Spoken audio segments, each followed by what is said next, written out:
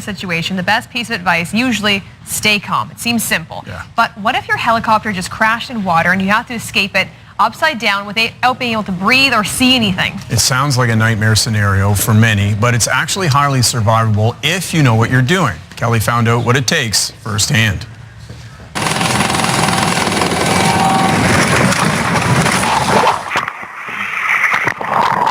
This is what a helicopter crash looks like from the inside.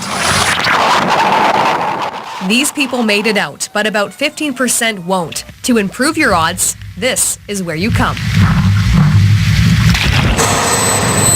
With the push of a button, Falck Safety Services can simulate what it's like to be in a helicopter crash, training 1,200 people a year at this facility in Dartmouth or one in Newfoundland.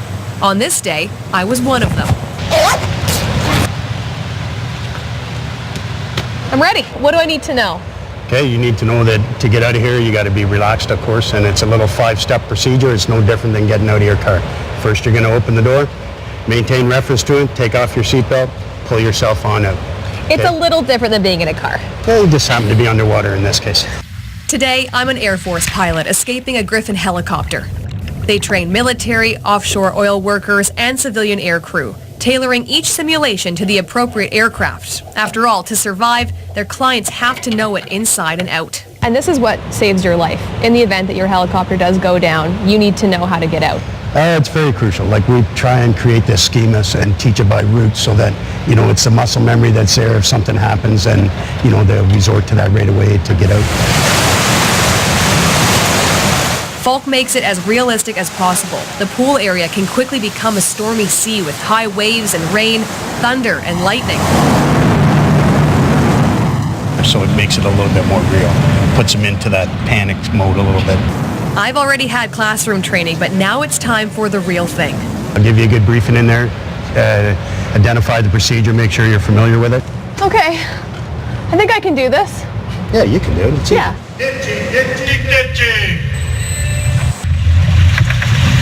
As the water rushes in, I hold my breath, but almost as soon as the helicopter rolls over, I become disoriented.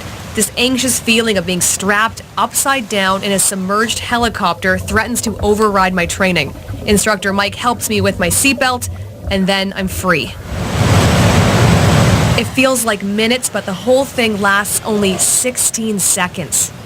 Not breathing, not being able to see anything, and then just frantically trying to get out. Like it's the real feeling. It's not a real thing, but it's the real feeling. Oh, and you can imagine in the real thing with that amount of fear, you know, embedded. So here, it's good because we can instill some of that fear to bring you to that point to see how you're going to react. Trainees will do this drill over and over again until it feels automatic. I'm going down for a second attempt, but this time I must unlock and push open the door. I felt comfortable at first when the water came in. I remember the training that you taught me, but then I felt like I couldn't get the door. And then I started to panic and I sucked in a bunch of water. Yeah. That's where you came in, luckily. Yeah, and we often see that. So when things go good and things function as they should, then everything's calm. It's when you got a hold of something, or in your case, you thought you had the handle, you actually had the map light, and it doesn't function as designed, that's when the anxiety and the panic kicks in. Forget the environment you're in and just get to work underwater and you'll be fine. A hard lesson to swallow, but one that could save your life. And 3 in total, right? I did 3. I did another one as the gunner during that storm sequence, and I was like, oh, I'll be totally fine. Like, there's no door. I just go right out over the gun, except you know how this ends. My pant got stuck on the gun. So I'm like, you know, very confident, think I'm just going to fly right out, then I get stuck. So thank goodness for the 2 divers and, of course, Instructor Mike and everybody at Falck. Thank you for having me. It was very eye-opening. Yeah, it's fascinating, too, to see. Yeah, I'm going to fly differently. I'm going to look ahead.